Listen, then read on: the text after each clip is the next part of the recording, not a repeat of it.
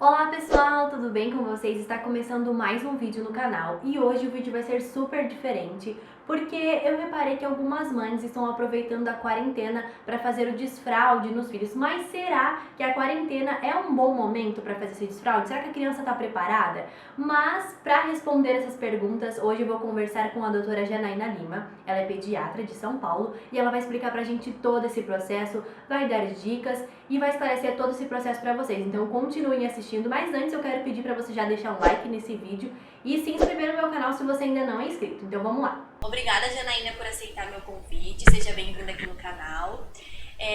Então, para começar, eu entrei em um grupo do Facebook de mães e eu vi que muitas mães estavam aproveitando esse momento da quarentena para poder tirar os filhos da fralda.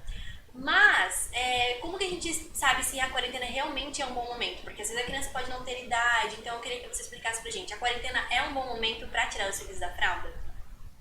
Então, obrigada, Sara, primeiro, por essa oportunidade. É uma pergunta muito boa para a gente pensar. E, na verdade, é uma dúvida que muitos pais têm, não só em relação à quarentena, mas em relação ao dia a dia mesmo dos seus filhos. Quando começar o desfraude?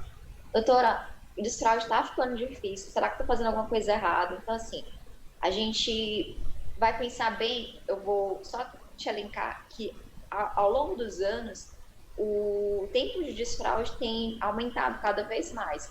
Então, há 50 anos atrás, as crianças desfraldavam com 1 ano e meio, mais ou menos. Até 2 anos já estavam todas desfraldadas. E hoje, por causa da vida que a gente leva mesmo, por vários outros pontos, inclusive um aumento de uma teoria que a gente tem usado na nossa prática ocidental, essa idade tem ficado mais para frente. Então, a gente fala de uma faixa etária entre 2 anos e 3 anos, mas a verdade é que a faixa etária ela não é engessada. O que eu preciso saber é se meu filho tem sinais que eu chamo de prontidão para fazer esse desfraude. E aí, esses sinais de prontidão, eles são referidos como? Como é que eu vou saber se essa criança está pronta ou não? Então, assim, a criança, um dos pontos que é principal, que eu acho que são um dos pontos principais, ela consegue se levantar com segurança e se sentar com segurança. Então, esse é o fundamental. Eu preciso de estabilidade motora para que isso aconteça. Outro ponto, ela já começa a reconhecer o sinal de ter vontade de fazer xixi ou ter vontade de fazer cocô. Mas, doutora, como é que eu vou fazer isso? Como é que eu sei que meu filho quer? Por exemplo, você está durante o banho e sua filha fala, mamãe, xixi. Então, ela já está reconhecendo que mesmo ela tomando banho, está eliminando alguma coisa que é diferente. Ou então a criança está brincando. Mamãe, cocô. Então, assim, ela estava brincando, mas ela percebeu uma sujidade na fralda dela que a incomodou. Ou percebeu que a fralda estava molhada e que aquilo incomodou. Então, isso é um sinal de que, opa, ela já está reconhecendo algo no corpo dela. Isso é super importante. Aí a gente pensa nessa estabilidade de levantar e de sentar, ter equilíbrio na hora de sentar, seja no pinico ou no vaso. Uma outra característica super importante, ela conseguir descer a roupinha e subir a roupinha, porque a gente quer que ela tenha independência. E ela precisa mostrar que quer ter independência. Então é aquela criança que não é a fase do não, não, não, tudo é não mesmo querendo. É a fase do não, eu realmente não quero. É a fase do eu entendo o que eu estou querendo. Então, assim, são várias dicas em relação a isso. Você tem que olhar para o seu filho e ver se realmente é o momento dele. Corre o risco de você tentar fazer no seu tempo e para a criança ser extremamente traumático, extremamente frustrante. A criança ela quer te agradar, mas se de repente ela está num ato em que ela não consegue entender o que está acontecendo, ela vai ter muito mais medo de fazer isso. É engraçado porque a gente percebe que realmente mudou, né? Eu lembro que a minha avó dizia: Ah, mas a Alice já tem 1 ano e meio. Meus filhos já saíram da fralda faz tempo. Não tô entendendo porque você ainda tá segurando ela. Mas eu falava: Gente, mas eu não consigo ver a Alice ainda fazendo as coisas sozinha, né? Indo no banheiro sozinha. Então realmente não existe mais uma idade específica. Ah, 2 anos, agora é a hora, vou tirar minha filha da fralda. Não existe mais isso então. Cara, a gente fala dessa faixa entre 2 e 3 anos. Não muito precoce, não muito tardio. Então, assim, a criança está indo para a escola. Todo mundo da escolinha está começando a desfraldar, mas ela ainda é um pouquinho imatura. Você percebe que esses sinais de prontidão não estão legais. Então, vale a pena você começar na escola se realmente é o momento adequado para aquela criança.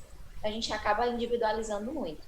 Na época da sua mãe, da sua avó, provavelmente a orientação era uma orientação voltada para os pais. Hoje, a Academia Americana de Pediatria e a Sociedade Brasileira de Pediatria, elas fazem uma orientação direcionada para a criança. Então, pai, mãe, cuidador e criança são ativos nesse processo. Então, acho que talvez essa seja um pouquinho a dificuldade de hoje em dia a gente tentar fazer com que esse desfraude seja menos sofrido. Uma coisa que é importante, que eu preciso muito dizer isso, é que quando você começa a fazer o desfraude do seu filho, a nossa expectativa é, oba, fez xixi, fez cocô hoje no piniquinho, no vaso, todos os dias vai ser assim. E na verdade não é, isso é um processo. Quase como andar de bicicleta. Você não vai botar o seu filho direto para pedalar sem rodinha. Você começa ali com a totoquinha para ele empurrar, depois o velocípede para ele aprender a pedalar, depois a rodinha e por último que deixa ele andar sozinho. Então, às vezes a criança ela demora de 6, a Sociedade Brasileira de Pediatria diz que até de 1 ano, entre 6 e 1 ano, para fazer esse desfraude completo. A americana já até 6 meses já está ok. Então, assim, uma outra dicasinha, se você começou a fazer o desfraude e com 1 mês a criança está muito sofrida, está tendo muita recusa, dá um tempo, espera um pouco, espera mais 3 meses, ver como é que ela fica nesses 3 meses para reiniciar esse processo, de forma que não seja sofrido para ninguém, principalmente para a criança. Sim. E a gente percebe que a criança precisa muito de rotina, né? Para tudo, a criança precisa de rotina.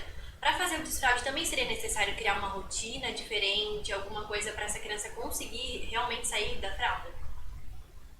A primeira rotina que a gente precisa entrar em consenso é em relação a cuidador, pai e mãe. Tem que ter uma homogeneidade nesse discurso. Então, assim, não adianta, por exemplo, ela passar o dia na casa da avó e a avó deixar ela fazer xixi normalzinho, e aí no fim de semana, quando ela fica mais tempo com os pais colocam fralda. Então, a primeira rotina é essa. Se você está disposto a fazer o desfraude da criança, que todo mundo que esteja envolvido nesse desfraude tenha uma linguagem única. Então, é a primeira rotina. A outra questão de rotina é assim, aí vai individualizar mesmo. Se, por exemplo, você percebe que seu filho acorda com a fraldinha seca, então leva ele pro banheiro para ele tentar fazer aquele xixizinho da manhã. Se, por exemplo, ele costuma fazer cocô um pouquinho depois dos lanches, então acabou de lanchar, vamos lá no banheiro para ver se ele consegue, se ele quer, se ele cria um certo rito em relação a isso. Mas esse rito não é tão enrijecido. Acho que o principal é, por exemplo, quando você percebe que a criança ela faz algum sinal facial. Estou espremendo para fazer cocô. Opa, você sabe que aquele sinalzinho é o sinal de que ela está fazendo cocô? Pega a mãozinha, vamos lá no banheiro com calma, com tranquilidade, deixa ela ficar tranquila ali. E aí ela já associar que na hora que ela quer fazer essa vontadezinha de cocô, ela pode ir no banheiro fazer, evacuar direitinho. E existe alguma preferência, assim, piniquinho ou no vaso mesmo? Tem alguma coisa que facilite esse processo? Aí também é outra coisa individualizada. A gente gosta do pinico porque ele é mais fácil. Não aquele. Você lembra aqueles pinicos da vovó, que é com a abinha? Esse é Sim. muito instável, né? Pior. Mas os pinicos, eles são mais lúdicos, tem uma base alargada, ela consegue ficar apoiada, sempre de forma que a perninha dela fique apoiada. Então a gente acaba tendo um pouquinho de preferência em relação ao pinico, porque também desse comecinho você pode levar o piniquinho para outros lugares em que ela está, então ela entende como objeto dela. Mas se a família não quer o pinico, a família quer o vaso, a dica, a orientação é tem que usar o redutor adjacente, porque senão, né, e tem que usar uma banquetinha em que a criança tenha a liberdade de subir nesse assento, nesse vaso e descer, e principalmente apoiar a perna, porque o fato de ela ficar suspensa no vaso tanto dificulta mais, principalmente a evacuação, como aumenta o medo dela. Embaixo tem água, ela sabe disso. Sim. Então, o vaso, a gente não pensa nesse aspecto de estabilidade, ele acaba dando ele pode piorar, aumentar o medo da criança. Mas não tem uma coisa, é melhor esse, é melhor aquele. Observado esses pontos, os dois funcionam. O interessante é que você não deixa a criança ter mais medo desse ato. Um pontinho que também é importante, antes da gente começar o desfraude, observa se sua criança consegue ficar uns três minutinhos sentada no vaso, ou 3 minutinhos sentada no piniquinho. Então, esse é outro sinal de prontidão. Ela consegue ficar concentrada naquela atividade que é o sentar no vaso ou no pinico.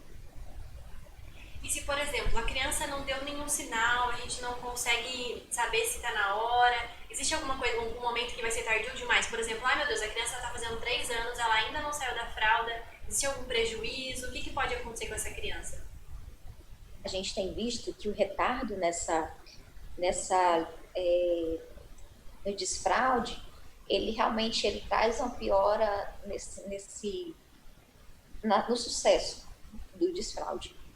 Quando a criança passa muito mais tempo que esses 3 anos, até 3 anos e 3 meses, até aí, o pediatra tem que avaliar o que é que está causando isso. Um grande problema no nosso meio, que é muito frequente mesmo, é a constipação. Se a criança é constipada, a dificuldade para você desfraldar vai ser muito maior, porque o cocô sai doendo, então é doloroso evacuar. Se é doloroso evacuar, ela não vai querer fazer isso, ela vai prender. Então, a liberdade de ir para o vaso ou para o penico, para ela, na verdade, não é uma liberdade, é um sofrimento. Existem outras causas que eu preciso avaliar. Tem problema urinário, tem problema de bexiga, que pode estar causando esse atraso no desenvolvimento dessa habilidade. Levando em consideração, Sara, que eu estou falando de crianças que têm um desenvolvimento neuropsicomotor normal. Então, assim, eu não estou falando de crianças que, por algum motivo, tiveram atraso de desenvolvimento. Essas crianças têm um capítulo à parte, tá? Sim. E existe algum momento específico no ano para fazer esse desfraude? Porque eu já ouvi muita gente falando, ah, mas tem que esperar o verão, porque no calor é mais tranquilo. Ou não existe isso, pode desfraudar no inverno, porque às vezes a criança está preparada no inverno, né? Deve fazer o quê? Não, vamos esperar o verão, porque tem que esperar. E sabe por que as pessoas falam isso? Porque no verão a criança geralmente veste roupas mais leves. Então é mais fácil ela tirar e mais fácil ela botar. Então eu acho que é mais uma questão logística mesmo, assim, de conseguir tirar e conseguir botar. Mas não tem um Não momento existe, específico. não facilita. É quando os pais e cuidadores estão prontos para assistir essa criança nesse processo. E quando a criança mostra sinais de prontidão. Então, assim, se o pai e a mãe não estão com paciência, vai ser muito mais difícil para essa criança desenrolar essa habilidade. E é um processo que tem que envolver todo mundo, né? O pai, a mãe, porque não dá pra criança fazer sozinha, né? É um processo. E ficar com a babá durante a semana, com a avó, com a irmã mais velha, todo mundo tem que falar a mesma linguagem. Todo mundo tem que ter muita paciência, porque vai ter momentos, como eu te falei, às vezes demora 6 meses, até o máximo um ano, para ela ter o controle esfinteriano ok. Então, às vezes, vai escapar, vai sujar a fralda, vai sujar a fralda, não, perdão, vai sujar a calcinha, vai sujar a cueca. Então, tem que ter um pouquinho de paciência e não ficar falando, ah, você fez isso, não, não. Não, calma, coitada, tá aprendendo ainda. Tá? E também outra coisa, sempre elogiar quando consegue uma conquista, consegue uma habilidade. Mas elogiar não é dar presente, nem dar guloseima, não é dar recompensas assim. Não funciona tão legal dessa forma. É isso mesmo que eu ia perguntar, como é que a gente reage, né? Porque às vezes vai acontecer de escapar, né? Da criança não conseguir segurar e acabar fazendo xixi ali. E assim, a gente tem que ter calma, não pode também brigar com a criança, porque faz parte do processo, né? Vai acontecer muitas vezes isso, né? É isso mesmo. E se você briga, a criança vai entender que ela fez algo errado, mas na verdade ela não sabe que é algo errado, é esse. Então, não é. Você vai acabar trazendo mais um trauma para o seu filho. É, outra coisa que eu queria saber, esse processo, né? Porque as pessoas, a gente tem muito que as pessoas têm vergonha de falar de ai, cocô, xixi é uma coisa ainda que as pessoas têm vergonha. Então, como é que a gente tem que tratar com naturalidade pra criança, né? Não, ai meu Deus, ela fez cocô, ai que feio, fez xixi, ui, é fedido. Esse processo também tem que ser tratado com naturalidade pra que a criança também consiga passar bem, né, por esse período, né? Ou não tem nada a ver. Imagina você que um adulto, às vezes, vai para um lugar, tá morrendo de vontade de evacuar, e ele acha que não, aquele não é um lugar para fazer. Foi colocar colocado na cabeça dele que o cocô é feio. E não é assim, né? Você falou uma coisa muito importante. Às vezes, a gente, sem querer, a gente usa palavras pejorativas. Eca, tá sujo. Eca, fez cocô para criança. E ela acaba interpretando que ali é sujo mesmo, que ali é porco, que ali é errado. Algumas crianças, elas têm tanta acessibilidade a essa alteração de textura, a sujidade, que elas começam a ficar com medo de fazer cocô, porque elas vão se sujar. Então, elas ficam realmente meio que nojentinhas em relação a isso e acabam constipando mais. Então, às vezes, vale a pena a gente ponderar se realmente eu estou usando essa palavra eca cocô, eca tá sujo, eca fedeu, como algo que está trazendo benefício para a criança ou algo que realmente está trazendo um pouquinho de malefício, um pouquinho de pressão nessa criança. Então, é muito filho, é muito mãe ver seu filho, pai ver seu filho, estar aberto a perceber esses sinais, porque a criança, ela fala. Mesmo que ela não fale com palavras, ela fala com expressão. Ela está dizendo que aquilo não está legal para ela. Se ela está dizendo isso, talvez seja importante você abordar de outra forma também. E eu acho que essa abordagem, essas falas acabam prejudicando, né? Porque eu acredito que, por exemplo, a criança tá lá no banheiro, a gente tá fazendo desfraude, aí coloca a criança no banheiro, a criança não conseguiu fazer cocô. A gente não pode, ai meu Deus, você vai fazer cocô sim, tem que fazer, tem que dar esse tempo da criança, né? Esperar, falar, não, você não conseguiu, tudo bem, a gente tenta mais tarde, porque acho que às vezes acabam pensando, não, precisa fazer agora, vamos tentar, senão vai prejudicar todo o processo, mas na verdade não é bem assim, né? E se ela fica muito tempo lá no vasinho, realmente dá mais pressão para ela, a probabilidade de ela não conseguir evacuar é muito grande. Então, assim, não deixa ela vai sentir que está sendo castigada. Crianças, você com certeza, com sua filha de 2 anos, já sabe que criança ficar parada mais de 10 minutos, Jesus, Cristo. Então, assim, ela está conseguindo ficar 5 minutos, ótimo. Se você quer deixar ela mais tempo, talvez ela pense que isso é uma punição. E aí, mais uma vez, um ato fisiológico sendo visto como um ato punitivo. E não é isso que a gente quer, né? Não é isso que a gente quer pra gente, muito menos pro nosso filho, né?